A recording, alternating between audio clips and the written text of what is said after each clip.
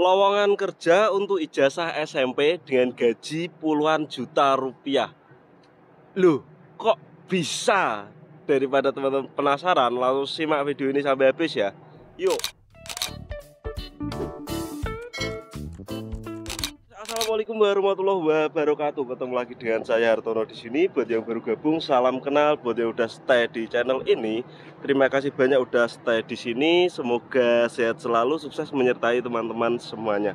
Oke, saat ini aku sedang berada di atas loteng pabrikku ya, atau di atas dak. Dan ini yang teman-teman lihat ini adalah pabrik semua, karena di sini ini kawasan industri ya teman-teman. Dari ujung sampai ujung ini semua pabrik, dan pabrik-pabrik ini membutuhkan tenaga kerja yang tentunya dengan gaji saat ini UMR di Korea Selatan ini 2 juta won atau sekitar 23 juta sampai 24 juta, karena kurs berubah-ubah. Kalau misal kurs lagi bagus bisa sampai 25 juta teman-teman. Dan ini kebanyakan pabrik di sini ini ada orang Indonesianya, dan ini selalu saja tiap tahun itu membuka lapangan pekerjaan. Bahkan di tahun ini butuh 10.000 pekerja di jalur manufaktur ini, yang tentunya melalui jalur G2G Korea teman-teman. Jadi buat teman-teman yang mungkin ijazahnya SMP merasa kurang beruntung, terus merasa nyari kerjaan susah, di tempat kita kan susah toh. Itu di sini ijazah syaratnya cukup dengan SMP teman-teman. Dan ini real karena banyak juga teman-temanku yang ijazahnya SMP tetapi udah sampai di sini karena syarat minimal ijazah SMP. Dan kalau misal teman-teman SD pun misal nggak lulus SMP gitu ya, teman-teman masih muda, jangan berkecil hati. Teman-teman bisa ikut kejar paket B mungkin. Kalau misal teman-teman yang SMP mau upgrade ijazah ke kejar paketnya juga boleh. Tetapi di sini syaratnya cukup dengan ijazah yang SMP itu tadi. Bidang pekerjaannya di sini pun bervariasi ya teman-teman. Sebenarnya selain di manufaktur atau di pabrik seperti ini ada juga yang kerja nenggo laut. Nek laut itu namanya fishing, tentunya dengan visa E9 juga sama. Programnya G2G Korea yang dipegang langsung oleh pemerintah, oleh BP2MI. Yang teman-teman kalau misal minat pengen ke sini, ini teman-teman bisa lewat jalur mandiri atau jalur LPK. Tentunya lewat mandiri teman-teman harus belajar bahasa Korea sendiri dengan ekstra, karena nanti teman-teman juga akan bersaing dengan banyak orang. Tapi tenang aja, untuk tahun depan kuota ini akan lebih banyak. Kenapa? Karena di tahun ini yo, mulai dari awal tahun kemarin sampai sekarang bulan Maret ini banyak banget terjadi penggerebekan. Untuk di sini kan pekerja ilegal itu banyak teman-teman. Jadi pekerja ilegal ini sedang digalakkan untuk dikurangi karena tingkat kriminal di sini ini meningkat. Nanti tak bahas di video berikutnya mengenai tingkat kriminal meningkat yang mengakibatkan digerebeknya orang-orang ilegal di Korea ini. Lanjut lagi. Jadi kemungkinan besar banyak pabrik-pabrik ini yang membuka lowongan kerja. Bahkan di bulan Maret ini, mulai tanggal 20 Maret ini maksudnya sampai 28 Maret itu ada perekrutan besar-besaran. Kalau di Indonesia ya namanya job fair, ini ngerekrut dari orang Indonesia. Bahkan kemarin dari info salah satu orang Indonesia yang kerja nenggo shelter ya, itu dapat info kalau misal dari Departemen Tenaga Kerja sini, ini bos-bos pengen ngambil orang Indonesia tetapi stoknya itu habis. Entah ini bener atau enggak, tetapi memang kenyataannya itu katanya habis.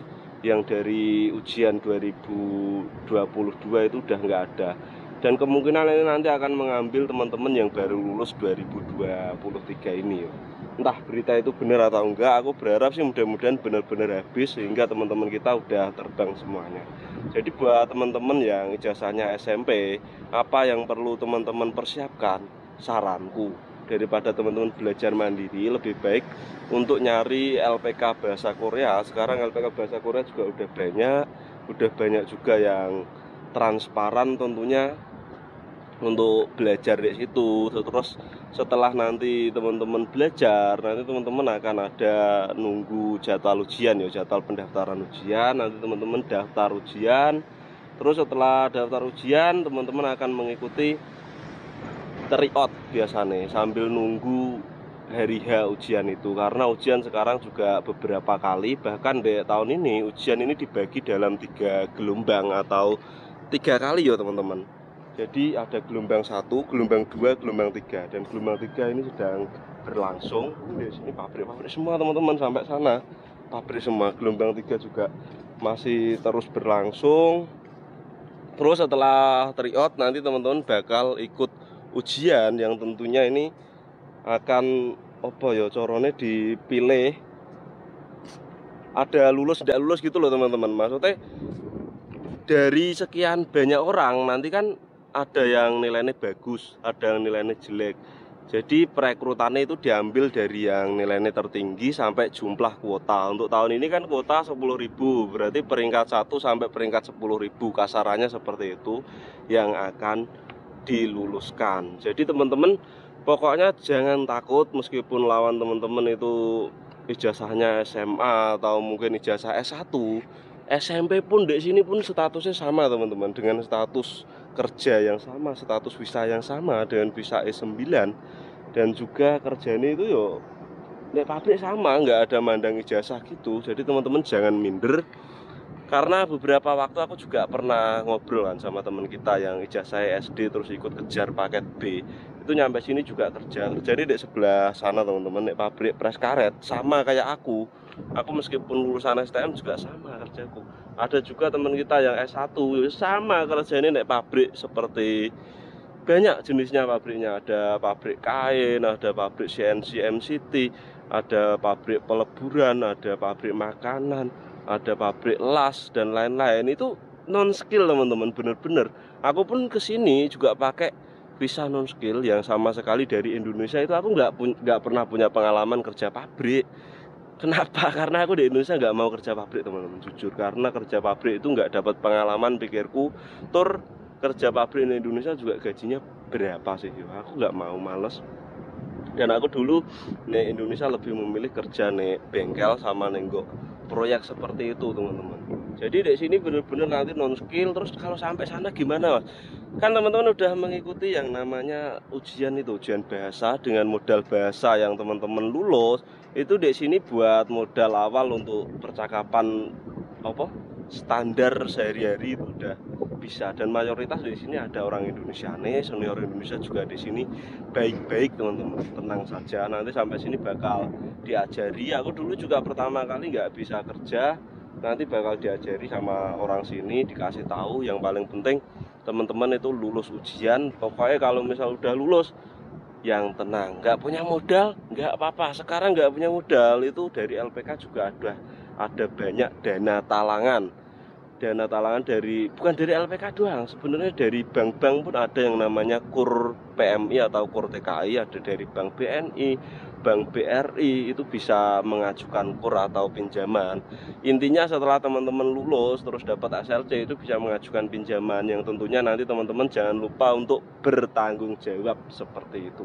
Karena kemarin apa ya, KUR TKI itu dicederai oleh beberapa teman kita yang nggak tanggung jawab, dan untuk sementara dihentikan. Mudah-mudahan ini berlanjut lagi kurnya. Jadi untuk teman-teman yang paling penting punya biaya untuk belajar sama biaya warawiri, itu aja sih sebenarnya. Jadi kerja ke luar negeri ini sebenarnya tidak dibutuhkan ijazah yang tinggi ya. Yang paling penting kemauan teman-teman, kegigihan, dan orang sini itu melihat bukan dari ijazah teman-teman. Yang penting kita mau kerja, kita sungguh-sungguh tanggung jawab kerja, menghasilkan barang, produksi seperti itu. Orang sini udah seneng gitu. Ini loh pabrik segini banyak itu. Iya serius. Terus kenapa kok nggak disaranin ke fishing mas? Kalau mungkin teman-teman yang punya basic di fishing itu boleh ke fishing, kerjaan di laut itu dek bisa nenggok apa kerja laut, penangkapan itu di tengah laut gitu. Ada juga yang mungkin budidaya, ada budidaya kim, ada budidaya rumput laut, mungkin budidaya kerang juga ada, kepiting juga ada yang penangkapan juga ada. Jadi macam-macam, nek fishing juga ada nenggok pengepakan. Tetapi saranku sih buat yang nggak punya skill naik fishing atau naik nggok laut, khususnya minimal bisa renang lah teman-teman. Itu bahaya soalnya naik fishing. Aku pun nggak pernah menyarankan untuk teman-teman kerja naik fishing yo, karena fishing itu udah berat. Aku dengar cerita dari banyak teman-teman itu, meskipun ujiannya saingannya dikit, tapi teman-teman tak saranin ikut manufaktur, tidak apa-apa. Dengan yakin, dengan kegigihan, dengan belajar yang sungguh-sungguh, insya Allah teman-teman bakalan lulus, mampu bersaing untuk dengan teman-teman yang lainnya untuk sampai ke sini. Ya bahkan yang itu SD loh, tetanggaku itu loh, yang di pabrik sini, pabrik sebelah sini, ini SD, ini bisa lulus dan nilainya juga lumayan memuaskan. Sekarang kerja juga kumpul sama temanku yang tadi ini kerja dari daerah atas sana waktu aku main dulu. Teman-teman pasti pernah lihat ya yang videoku mengenai Korea tak sindah foto profil, dan alhamdulillah waktu itu langsung bisa pindah ya teman-teman. Yowes, pokoknya jangan takut, di sini orang Indonesia banyak. Mudah-mudahan ini menjadi sebuah berita yang menggembirakan bagi teman-teman yang sedang mencari kerja, khususnya yang lulusan SMP saja. Kalau lulusan SMA kan tentunya banyak lowongan Indonesia toh, yang SMP udah lebih baik ke sini. Yowes, sekian, terima kasih, mudah-mudahan bermanfaat. Jangan lupa untuk di-share ke teman-teman lainnya. Tak doain mudah-mudahan yang punya niatan pengen ke Korea diberi kelancaran, yang pengen kerja ke luar negeri sehat selalu, dilancarkan semua urusannya. Sekian, wassalamualaikum warahmatullahi wabarakatuh. Salam.